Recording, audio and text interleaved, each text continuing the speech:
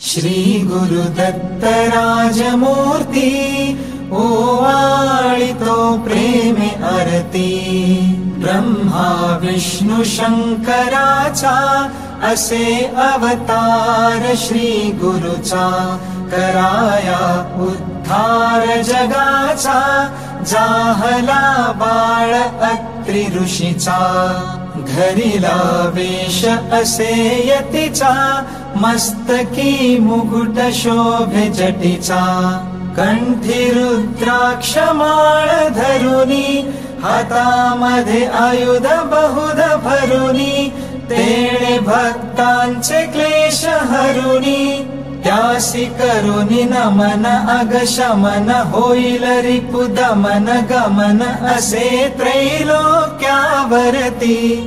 ओवाळितो प्रेमे आरती श्री गुरुदत्त राजमूर्ती ओवाळितो प्रेमे आरती।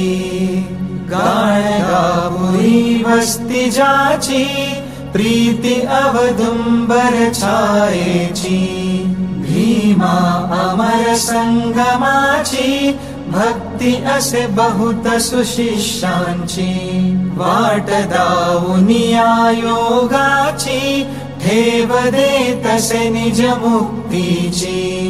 काशी क्षेत्री स्नान करितो करवीर भिक्षेला जातो।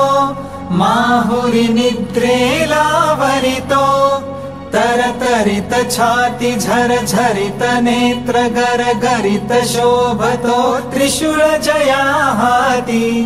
ओवाळितो प्रेमे आरती श्री गुरुदत्त राजमूर्ती ओवाळितो प्रेमे आरती। अवधूत स्वामी सुखानंदा ओवाळितो सौख्य कंदा। तारे हा दास हृदय कंदा सोडवी विषय मोह छंदा। आलो शरण अत्रि नंदा दावी सद्गुरु ब्रह्मानंदा। चुकवी 84चा फेरा घालिती षड रिपु